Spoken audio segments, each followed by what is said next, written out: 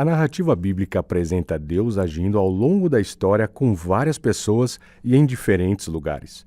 É possível ler relatos de milagres locais que impactaram a história e atravessaram épocas e culturas. Não é à toa que a Bíblia permanece mais influente do que antigos sistemas filosóficos.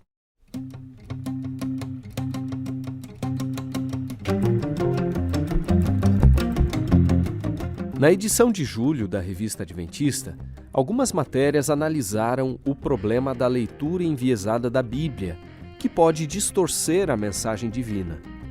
Na América Latina, por exemplo, prevalecem interpretações que têm como ponto de partida a teologia da prosperidade e as teologias contextuais da libertação.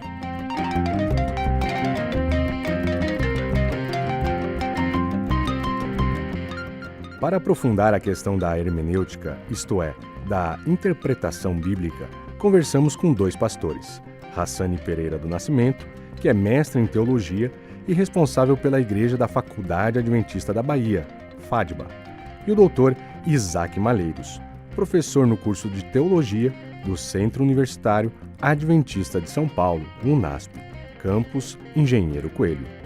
Então vamos lá? Eu sou o Márcio Tonetti. E eu, o Eduardo Teixeira, apresentando o podcast 56 da Revista Adventista.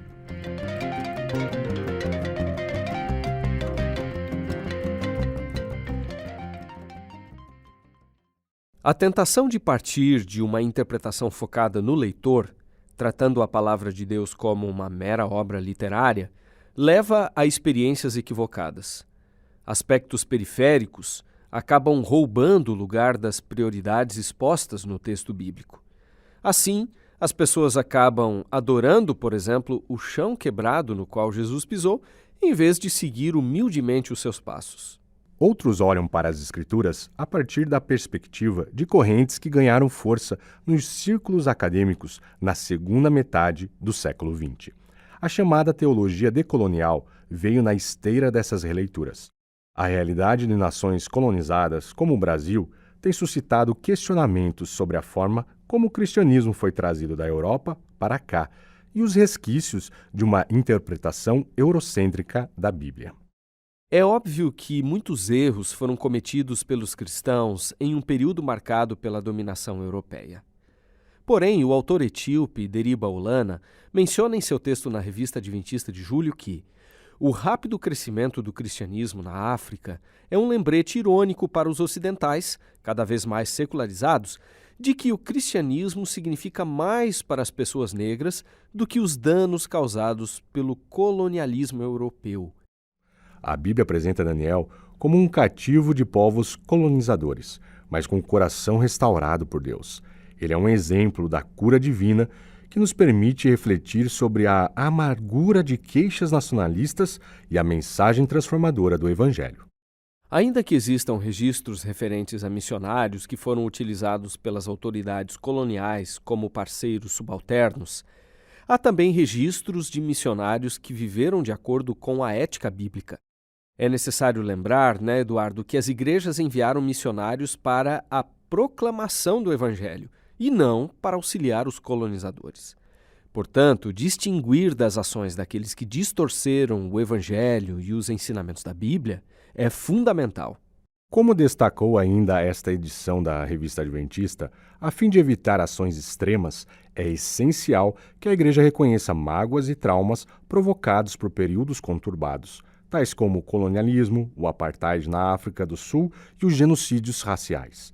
É imprescindível que ocorram mudanças, firmadas na Palavra de Deus, contra a discriminação.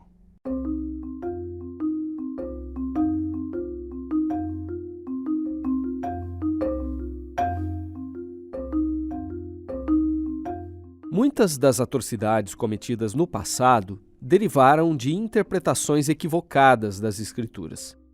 Por isso, é fundamental conversarmos a respeito de como devemos ler a Bíblia corretamente. Pastor Hassani, qual é o impacto da seletividade em relação à inspiração e à autoridade das Escrituras? Ao ser seletivo, nós não desqualificamos apenas uma parte da Bíblia. Nós acabamos desqualificando toda a Bíblia. Porque quando a gente começa a escolher qual parte é a necessária, é a ideal, da perspectiva de Jesus, nós então fazemos isso e colocamos a escolha a nossas mãos. Porque quem vai fazer a releitura daquilo que Jesus disse, daquilo que a gente pensa que deve ser o correto, somos nós. Então, eu já tive a oportunidade de ver que algumas pessoas falaram que é o Evangelho agora que é a parte boa, né? E a partir de Jesus nós devemos fazer isso. Mas mesmo do Evangelho, a gente acaba excluindo algumas partes. Então, quando isso é feito, a Bíblia se torna desnecessária. Ela não é mais a palavra inspirada por Deus. Ela é, sim, agora a palavra que vem trazer alguma coisa sobre o divino, que se revela hoje para mim. E aí Deus acaba sendo não apenas a sua vontade e a sua fala, mas agora é a minha perspectiva, o meu olhar que se volta. E a religião acaba sendo uma questão individualista. E isso é muito ruim, porque nós paramos de acreditar naquilo que o Senhor disse. Então a grande preocupação sobre isso é exatamente ver que a Bíblia não é mais a palavra de Deus, mas sim a palavra de Deus é aquilo que eu entendo que é a palavra de Deus. E nós não fazemos mais a vontade dele. Bom, e como as teologias contemporâneas têm influenciado as congregações locais? Essa maneira de se ver teologia tem dado um impacto muito grande na igreja local, à medida que nós confundimos um pouco o que de fato é teologia e o que de fato também é fenômeno social. Porque quando nós vamos enxergar essa questão, se confunde um pouco a contemporaneidade com a questão de ser uma igreja mais animada, mais nova, e não necessariamente a sua teologia. Então há uma predisposição de alguns grupos, do pessoal um pouco mais novo, de pensar que ser contemporâneo é ser algo atualizado, quando na realidade nós vemos que não, a questão toda tem a ver com a maneira que nós olhamos a Bíblia. Então já há uma predisposição a não se aceitar aquilo que é mais tradicional. Mas quando há um estudo, quando há uma relevância disso para o povo ali no local da igreja, a gente começa a perceber que há um entendimento do que de fato é essa questão de teologia contemporânea. E aí sim se percebe que não é só uma questão de estilo, de aparência, mas sim da essência daquilo que é o cristianismo. Então há uma preocupação grande de uma desassociação entre a teologia de fato e a prática, e um diálogo entre essas gerações que estão abraçando de um lado e rejeitando do outro. Nós devemos então, como pastor local, como pastor de igreja, caminhar junto com todos esses grupos e tentar mostrar a Bíblia como a sua essência, a Bíblia como o foco de fato da nossa fé, a palavra de Deus, mostrando para nós o que nós precisamos fazer, nos dirigindo, esclarecendo alguns pontos, mostrando que há sim o elemento cultural na escrita da Bíblia, mas principalmente há a palavra de Deus e seus princípios, eles estão ali da maneira que Deus deu, e é muito importante a gente continuar vivendo dessa forma.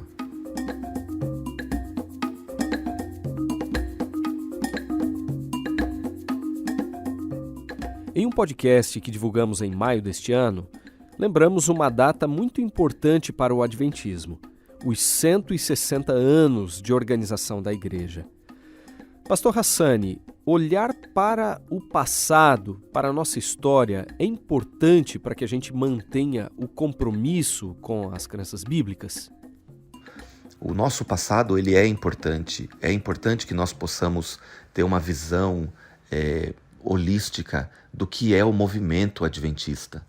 Às vezes, pela forma que nós fazemos a nossa contextualização, nós nos parecemos mais com o que está ao redor hoje e nos esquecemos do que é passado. E o passado é importante.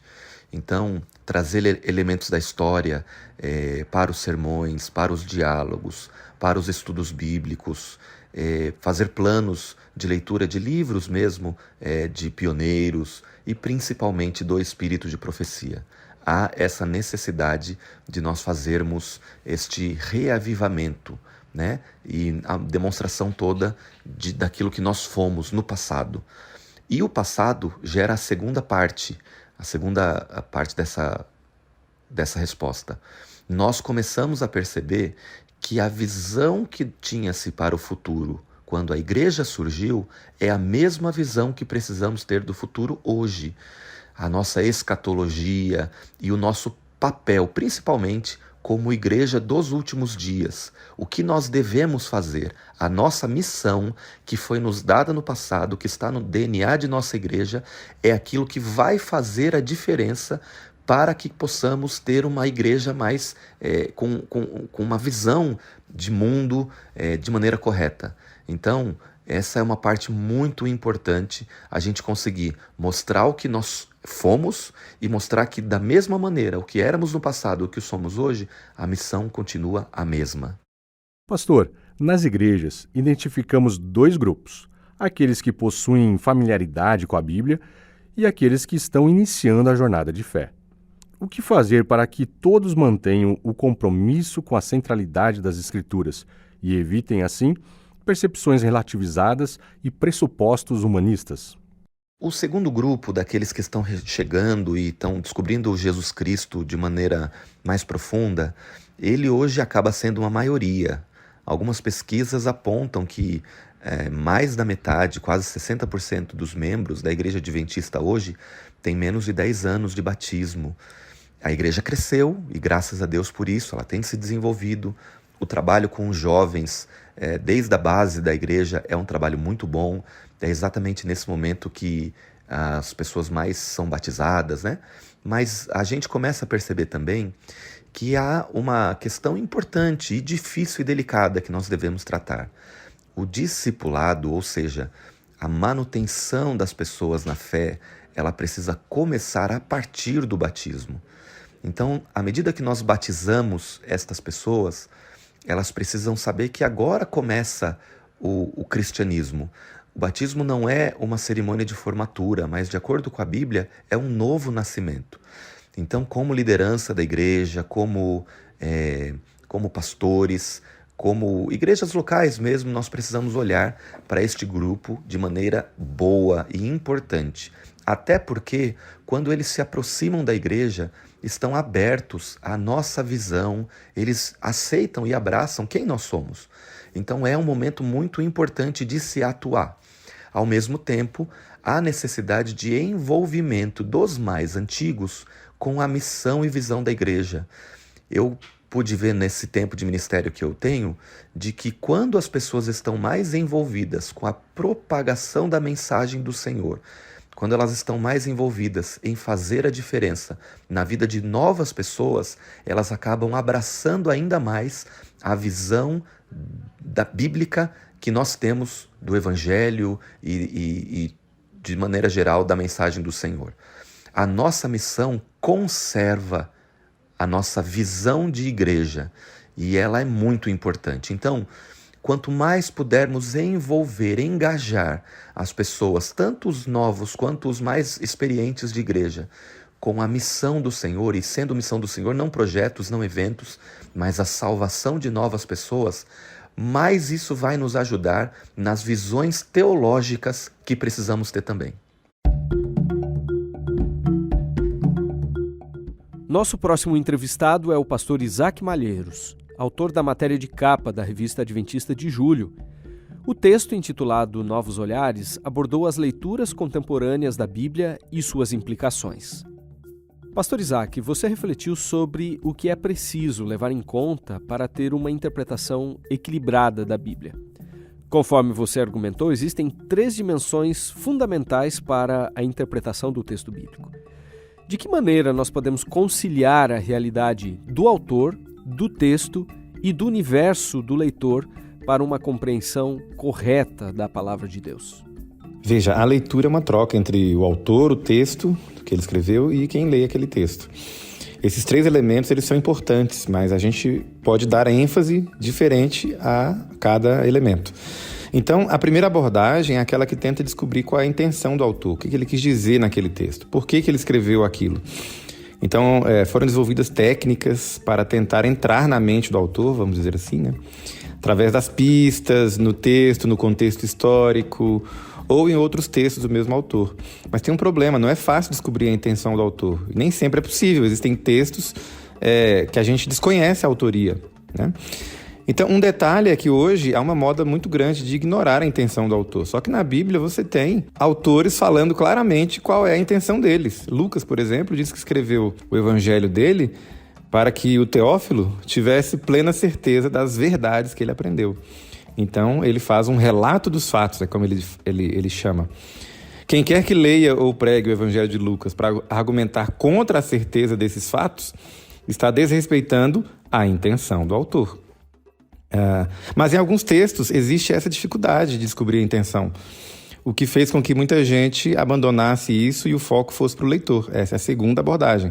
Agora a vontade do autor fica em segundo plano, né? Se torna até irrelevante, e o foco é o que esse texto fala para mim como leitor, como eu entendo no meu contexto histórico e não no contexto histórico do autor. Só que tem outro problema aí. Cada leitor tem uma experiência, um conhecimento linguístico, uma visão de mundo, e aí a gente cai num subjetivismo muito grande. Um texto ele admite várias interpretações, mas não todas as interpretações. Ele pode ter vários significados, mas não pode ter qualquer significado. Então você tem uma terceira abordagem, que é justamente colocar o foco no texto, no vocabulário, nas frases, na estrutura. Então é possível perceber no texto que ele mesmo dá pistas, né? Ele aponta numa direção de qual é o sentido que ele tem.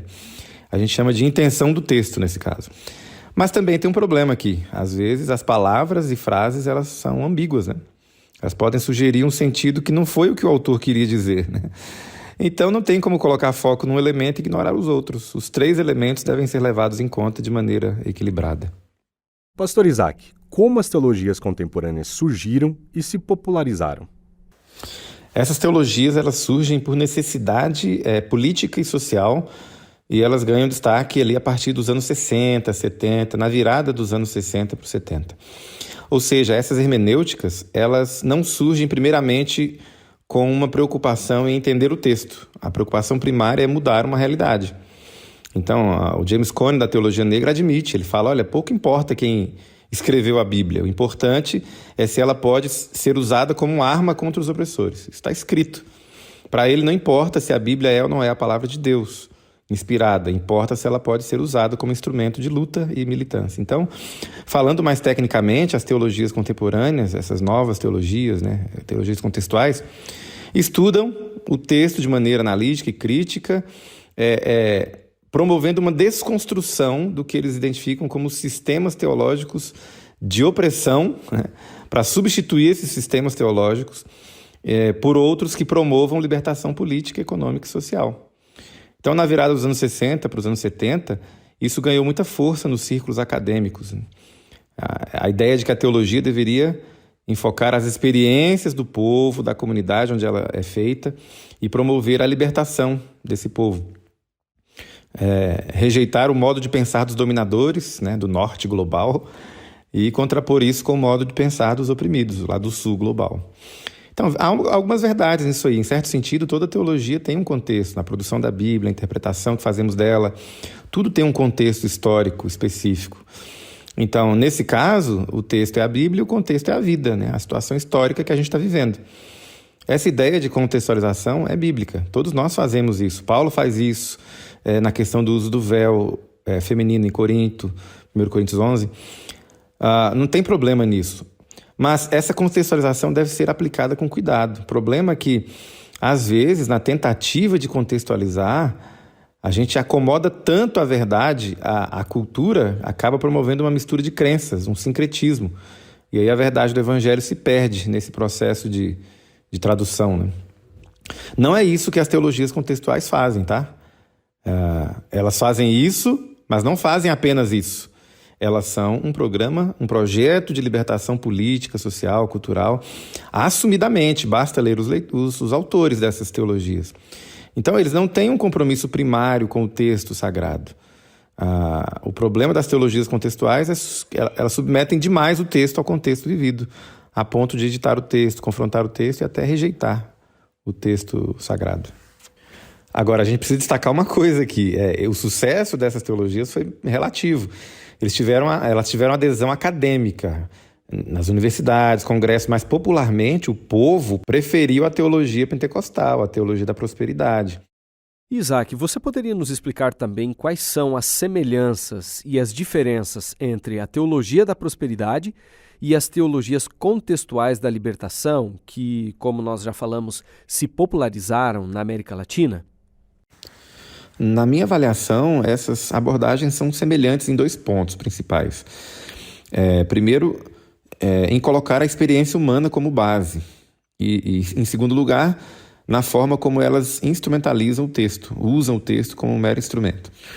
Então, o James Cone, a Teologia Negra, por exemplo, ele escreveu que ele não acreditava, ele nunca acreditou que a Bíblia estava acima de qualquer crítica e que ela servia como um juiz absoluto na fé e na prática. Então, ele rejeitou o lema protestante, né, que a Bíblia é a nossa única regra de fé e prática. A Bíblia não é o fundamento da teologia negra de James Cone. Ele admite que a Bíblia não é o ponto de partida. Qual é o ponto de partida? A experiência dele como negro. Ele escreve, eu sou negro primeiro e todo o resto vem depois. Então, essa instrumentalização transforma as teologias contextuais em teologias políticas. A teologia da prosperidade também usa a experiência como base. Então, todo o discurso é feito em cima da situação histórica do indivíduo. Pode reparar, ele é pobre, desempregado, está doente. Então, a teologia é construída em cima dos desejos desse indivíduo. Ele quer, o que ele quer? Prosperidade, dinheiro, né? Um bom emprego e a cura. As orações são existencialistas, né? Eu determino, eu não aceito isso, Deus, etc. Parece que seja feita a tua vontade não existe na teologia da prosperidade. Além disso, o crescimento numérico dessas igrejas neopentecostais da prosperidade atraiu a atenção política. E aí surgiram abordagens como a teologia do domínio, a batalha espiritual e outras que levaram a teologia para o campo da política. Então você vê o pessoal usando a Bíblia para fazer campanha política, usando o texto prova, espiritualizando a disputa eleitoral. Não é só uma campanha eleitoral, é uma disputa entre Deus e o diabo. Usando textos sobre o rei de Israel, lá do Antigo Testamento, né, e você aplica aquilo ao presidente. Textos sobre a teocracia de Israel, lá do Antigo Testamento, agora são aplicados ao Brasil, né? Feliz é a nação cujo Deus é o Senhor. Isso é o que a gente chama de método do texto prova. E assim por diante. Então, apesar de serem teologias antagônicas, elas funcionam numa estrutura muito semelhante. Elas têm um caráter existencialista muito forte, colocam a experiência humana acima do texto e manipulam o texto bíblico de acordo com essa necessidade existencial e política também. Pastor, a teologia da prosperidade recebeu e continua recebendo muitas críticas. Apesar disso, ela continua exercendo alguma influência? Em primeiro lugar, eu queria destacar isso aqui. A teologia da prosperidade, ela sofre críticas. É um erro achar que todo evangélico é defensor e adepto da teologia da prosperidade, né? A gente lê algumas coisas por aí, a impressão que você tem é que todo mundo defende a teologia da prosperidade no meio evangélico. Isso não é verdade, está longe de ser verdade. As mais fortes críticas que essa teologia sofreu, elas não vieram de fora da igreja evangélica, elas vieram de dentro. A visão mercantilista da fé, a confusão entre capitalismo e cristianismo, a confusão entre o que chamam de meritocracia e a visão bíblica do trabalho, a ética bíblica a respeito da acumulação de bens e riquezas. Tudo isso é alvo de reflexão e de crítica, né, no meio evangélico. O estilo de vida do seguidor de Jesus, ele é um estilo de vida simples, sem ostentação. Portanto, há material farto na Bíblia para você fazer uma crítica ao estilo de vida que o capitalismo impôs, né? E a teologia da prosperidade, que abraçou esse estilo de vida. Mas por que ela é popular? Porque ela é pragmática. Ela responde um anseio do povo. Na verdade, a igreja evangélica, em geral, está alinhada aos anseios da população mais pobre, mais vulnerável. Uma pesquisa da Fundação Perseu Abramo, lá em 2017, revelou que os pobres da periferia, eles valorizam coisas como a organização da vida pelo trabalho, a família, a religião, a ideia de faça você mesmo, aquela visão mais individualista, né? A competitividade, o papel do empreendedorismo, e eles são mais conservadores em questões comportamentais. Ou seja, as igrejas evangélicas, elas pregam algo que eles querem. A teologia da prosperidade, dentro dessas igrejas neopentecostais, oferece exatamente o que essas pessoas valorizam e querem. Então é curioso como pastores da periferia, sem nenhum estudo, muitas vezes, né, sem nenhuma formação acadêmica, parecem entender mais dos anseios dos pobres do que sociólogos e teólogos de formação aí refinada. O pobre, ele não é uma abstração, ele não é uma categoria sociológica só. É uma pessoa de carne e osso, que tem anseios, que tem sonhos, é um indivíduo ali, ele não é um homem-massa, ele não é um número, não é uma estatística. Então, a teologia da prosperidade oferece exatamente o que esse cidadão quer. Ela é muito criticada, sim, mas isso só deixa claro um fenômeno. O povo parece ser pragmático. A teologia da prosperidade funciona. Além disso, a teologia da prosperidade se encaixa muito bem nessa cultura capitalista, nessa sociedade de consumo que a gente está mergulhado, né? Sociedade do espetáculo. O capitalismo é confundido com o cristianismo, como se Deus tivesse inventado o capitalismo lá no Éden, né? Então, o sonho americano, o American Way of Life, o Destino Manifesto, tudo isso é confundido com o cristianismo, com o evangelismo, especialmente pela visão dispensacionalista do fim da história, né, da escatologia. O crescimento numérico e econômico dessas igrejas possibilita a presença delas nos meios de comunicação, rádio, TV, e uma influência política cada vez mais crescente. Ao analisar as teologias contextuais da libertação, a gente percebe interpretações distintas. Contudo, há pontos em comum entre elas, professor Isaac? Além do anseio de libertação das estruturas de opressão social, essas teologias contextuais, nós chamamos de teologias contextuais da libertação, elas usam a experiência do leitor oprimido como base, e não o texto bíblico. Esse é um ponto em comum entre elas. Aliás, muita gente chama essas teologias de liberais, e elas não são liberais. Elas são mais existencialistas do que liberais. A teologia liberal tem outras preocupações. O existencialismo se encaixa melhor com o que nós percebemos nessas teologias. Elas até usam alguma coisa da teologia liberal no estudo da Bíblia, na abordagem crítica, etc. Mas a moldura é existencialista. A minha experiência está acima do texto. Então, eu vou ler a Bíblia como um homem latino, do terceiro mundo. Vou ler a Bíblia como uma mulher, mãe solteira asiática. Ou vou ler a Bíblia como um homossexual. E a minha experiência vai ser a lente com a qual eu vou ler o texto. Isso vai me levar a interpretações diferentes e até opostas, né? Então, um exemplo que eu estou usando bastante aqui, né, o James Cone, da Teologia Negra, ele escreveu o seguinte: eu leio a Bíblia pelas lentes de uma tradição negra de luta, não como palavra de Deus. Veja, não dá para concordar com isso apressadamente, né? A Bíblia é a palavra de Deus, sim.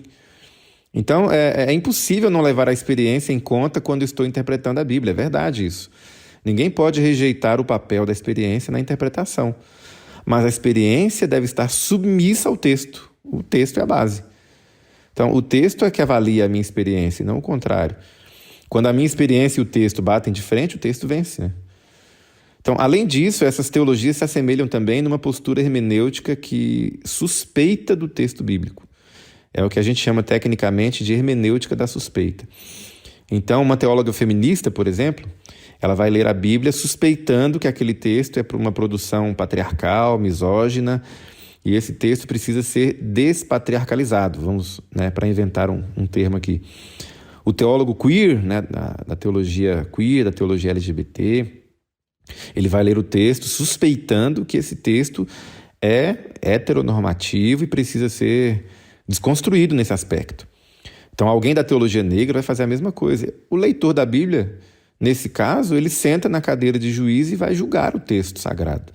Ele vai limpar o texto dessas camadas, né, de patriarcado, de colonização, de heteronormatividade, e ele vai determinar, com base na experiência dele, na sua experiência humana, o que é e o que não é palavra de Deus dentro do texto. O que deve ser levado em conta e o que deve ser descartado. Isso é inadequado para quem crê que a Bíblia é a palavra de Deus.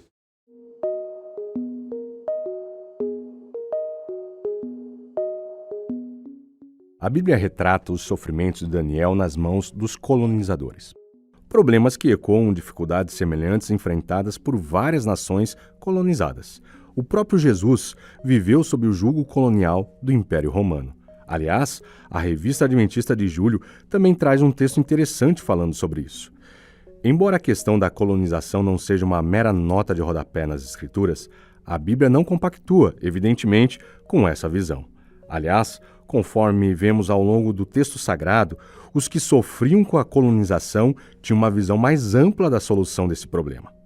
Esse cenário de dominação não ficou num passado tão remoto, tanto que a teologia negra e a teologia decolonial surgiram como reflexos da colonização e de questões raciais.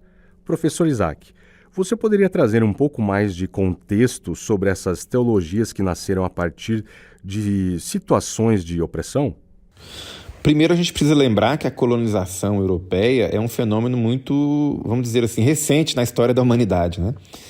E é um fenômeno muito posterior ao movimento de Jesus, à origem da igreja cristã, e muito posterior à escrita da própria Bíblia. Então, nos primeiros 5 séculos do cristianismo, africanos como os pais da igreja, Tertuliano, Clemente, Orígenes, Cipriano, Agostinho e outros, estavam lá defendendo a fé cristã de maneira racional, né, de maneira erudita. E antes da Europa, as batalhas teológicas e intelectuais ocorreram primeiro na África do que na Europa. As escolas de teologia da África, Alexandria, por exemplo, ali se tornou um dos mais fortes centros, né, de estudo teológico de todos os tempos. É por isso que um teólogo africano chamado Titi Tieno, ele afirmou que o cristianismo é uma religião africana. Então, voltando à questão da colonização, muito antes do cristianismo europeu, lá do século XV, XVI, XVII, você vê guerra e exploração nos mesmos continentes. Existem guerras tribais até hoje, gente, entre povos com a mesma ascendência étnica. Então, antes de Babilônia, você vê hebreu explorando hebreu. O principal problema do ser humano se chama pecado. Isso não será resolvido com uma revolução.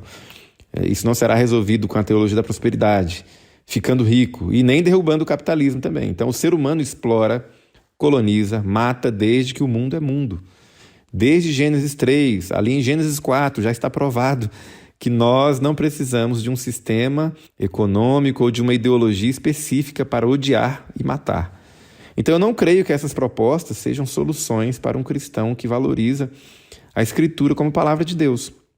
As teologias, elas têm como ferramenta hermenêutica o que a gente chama de mediação socioanalítica, que transforma essas teologias em teologias políticas, ou seja, é a política guiando o estudo da Bíblia. Primeiro eu discuto política e depois eu vou me aproximar do texto sagrado.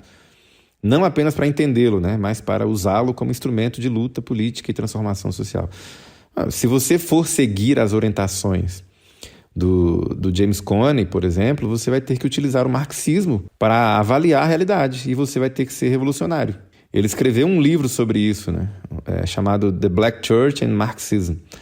Antes de chegar ao texto, antes do labor teológico, ele propõe que a gente faça uma leitura marxista da realidade, com todas as categorias de análise, né? Incluindo a prática revolucionária de derrubar as condições sociais injustas. Ou seja, se você seguir essas orientações, você precisa ser marxista na sua análise e revolucionário na sua prática. Ponto. Mas olha a ironia. Marx é um homem branco europeu. Outros autores utilizados por quem defende a teologia negra e a decolonialidade são brancos europeus, que muitas vezes apenas refletiram, né, ou passaram pouquíssimos dias, pouquíssimos meses observando favelas, visitando guetos, né, fazendo turismo acadêmico. Então, mesmo os autores latinos, africanos e asiáticos, eles constroem as suas ideias dependendo muito desses pensadores europeus e americanos. Basta olhar notas de rodapé e bibliografia. Então, é mais uma vez uma colonização, o homem branco europeu ditando como o oprimido deve pensar e viver. Eu prefiro ouvir a voz de oprimidos de verdade, em primeira mão. Quer saber uma obra escrita por oprimidos? A Bíblia. Eu prefiro ler a Bíblia. Boa parte da Bíblia foi escrita debaixo de opressão, exílio, servidão. Muitos profetas escreveram em tempos de opressão. Eles não eram acadêmicos, observadores externos, né? Escrevendo ali, sentados confortavelmente em escritórios com ar-condicionado. O Novo Testamento, para você ter uma noção, foi escrito todo ele numa época de opressão do Império Romano. E qual é a ênfase do Novo Testamento? A transformação do ser humano. Os deveres sociais do cristão são consequência dessa transformação. Muitas vezes a fé cristã é acusada de ser alienante por causa disso, mas quando você vai na história, você vê que essa fé impulsionou homens e mulheres a mudarem a realidade histórica. Ou seja, a fé cristã não paralisa, ela motiva o engajamento. Então o que a gente deve fazer? A gente deve promover e alimentar essa fé verdadeira, porque historicamente ela já demonstrou resultados.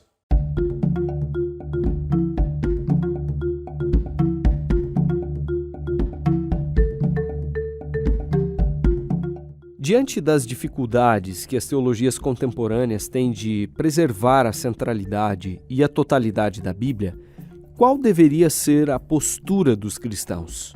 No caso da teologia da prosperidade, eu creio que, teoricamente, a gente já tem críticas suficientes, né? A gente precisa avaliar a nossa prática. Me parece que há entre nós um estilo de vida de buscar o consumo, a ostentação, a acumulação, e tudo isso é incompatível com o que a gente crê. Quem vive na expectativa escatológica que nós temos, esperança de ver Jesus voltar, não pode viver em torno do dinheiro e dos bens materiais. Isso não é opcional. Então a gente precisa resgatar a teologia do contentamento, o ensino bíblico claríssimo, né? Alertar os ricos e os que querem ficar ricos de que há perigo nesse estilo de vida. O amor ao dinheiro é a raiz de todo mal. E a gente precisa combater essa idolatria entre nós. Mamon é um Deus rival que não merece a nossa devoção. Sobre as teologias contextuais, eu creio que os insights, as denúncias, muitos diagnósticos feitos por essas teologias são úteis e nós poderíamos ouvir o que eles têm a dizer. Mas, em geral, o tratamento, o remédio que elas receitam para resolver o problema é inadequado. Agora, por honestidade, os promotores e adeptos dessas teologias precisam lidar seriamente com a pergunta: o que é a Bíblia? Eles simplesmente passam por cima dessa questão e avançam para as questões sociais rapidamente. É possível que algum ouvinte agora mesmo esteja pensando: esse pastor aí insiste nesse negócio de Bíblia, o povo precisa de comida, de educação, segurança. Mais uma vez, esse é um pensamento que subestima a capacidade do povo de pensar e de saber o que é importante para ele mesmo. E aqui vai um dado: o povão mesmo, valoriza muito a Bíblia.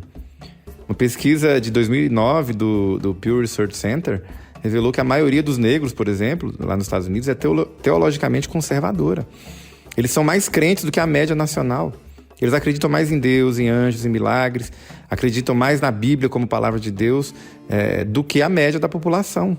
Aí vem os defensores da teologia negra e dizem: a Bíblia não é a palavra de Deus. Ora, se a teologia negra está propondo algo que nem os negros acreditam, quem essa teologia representa, entende? Apesar do nome, a teologia negra não fala em nome dos negros, tá? Ela não está alinhada ao que eles creem. Ela parece ser mais uma tentativa de colocar a teologia bíblica num cativeiro cultural. E as mulheres? As mulheres leem a Bíblia mais do que os homens. Pesquisa de 2022, pós-pandemia. A pesquisa se chama State of the Bible. Entre os evangélicos, as mulheres valorizam mais a Bíblia como palavra de Deus e são mais comprometidas com a Bíblia do que os homens. Aí vem a teologia feminista e diz: a Bíblia não é a palavra de Deus. Ora, se a teologia feminista está propondo algo que nem as mulheres creem, quem essa teologia representa? Em nome de quem elas estão falando? Se não representam a crença das mulheres cristãs, bom, eu não vejo os defensores dessas teologias lidarem com essa realidade. As pessoas creem, querem crer. Elas precisam crer. Se o compromisso dessas teologias fosse de fato com essas pessoas e não com os teóricos, elas abandonariam essa postura crítica com relação à Bíblia. Então, essas teologias rejeitam doutrinas bíblicas centrais como se fossem invenção de colonizadores, de brancos, do patriarcado. Existem crenças ortodoxas, bíblicas, historicamente compartilhadas por toda a cristandade, desde a época em que a igreja cristã era composta por judeus oprimidos lá no Império Romano. Isso está lá no texto. Não dá para negar a doutrina da expiação, a cruz.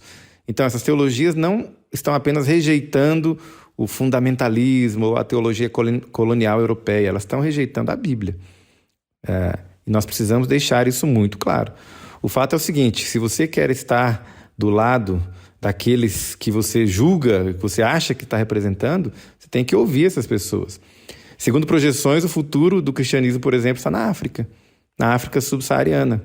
Pesquisa de 2017 prevê que mais de 4 em 10 cristãos do mundo viverão na África subsaariana até 2060.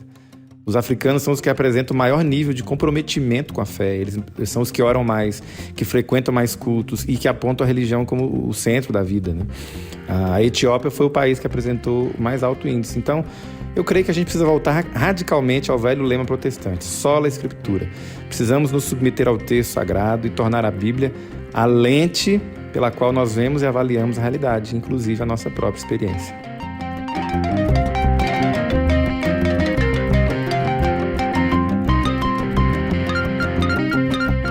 Relativizar a verdade absoluta da Bíblia é ressaltar a definição de verdade a partir da visão e experiência de um grupo ou comunidade.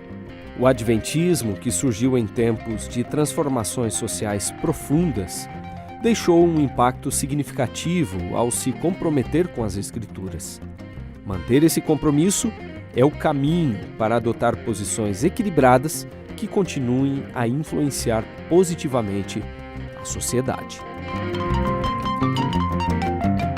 Este podcast teve roteiro e apresentação de Eduardo Teixeira, apresentação e edição de áudio de Márcio Tonetti e direção de Wellington Barbosa. Até o próximo.